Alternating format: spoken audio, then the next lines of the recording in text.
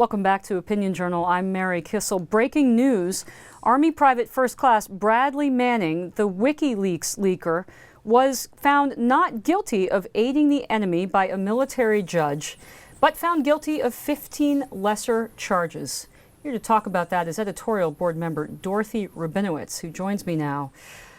Dorothy, we've been waiting a long time for this verdict. He was arrested in May 2010.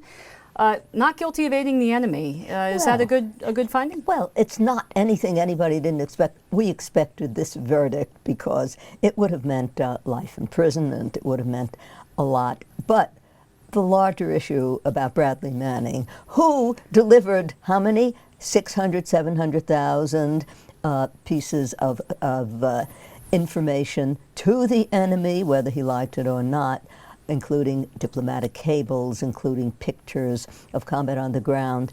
He awakened a kind of chorus of the worst elements in our society, which you can call the anti-terror warriors. These are the people who knock themselves out to try to make certain that we err always on the side of the accused, and led by our, I'm very sorry to say, our conservative cable commentators who have been keeping up the runningest defense of Bradley Manning on the illusion, the assumption, the mad argument that he was a defender of the Constitution and a humanist and impelled only by humanist motives.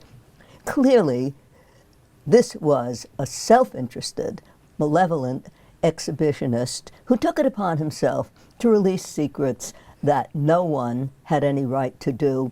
He was 25 years old, but it was going to make him a star, you see, and that's what he did it for. Dorothy, it's a very interesting point because on the editorial page we write often about the anti-terror left, but we don't often write so much about that faction of the right that defended Bradley Manning. Was that particular to this case, or do you see that also happening in, for example, the Edward Snowden? That's exactly right. There is this coalition of the mentally damned, you could call them, of the right and of the left. They have come together. It's not the first time in our history, by the way, that people like this have come together. You know, prior to World War II, there was this extraordinary leftist assortment of people who wanted no war against Hitler because the Soviet Union was involved, combined with the most isolationist right-wing faction. So this isn't new. Nonetheless, that does not mean it isn't exceedingly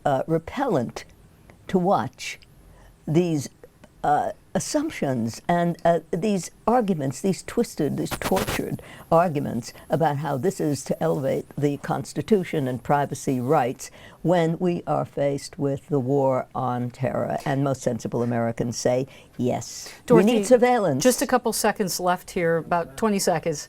Repellent because, just to repeat, Bradley Manning leaked documents to the enemy that had gotten people killed. Think of the absurdity of this. He leaked these documents. You were required to ask the judge, to ask herself, well, did he intend harm? Well, is this what we ask ourselves of any criminal act of this kind? But the extremes to which these, if I may use the word, the libertarian right again, is in the forefront of this argument that there should be little secrecy. No government control, no surveillance, except those that they say yes to. No government control, no surveillance, unless those who they say yes to. Editorial board member Dorothy Rabinowitz on Bradley Manning.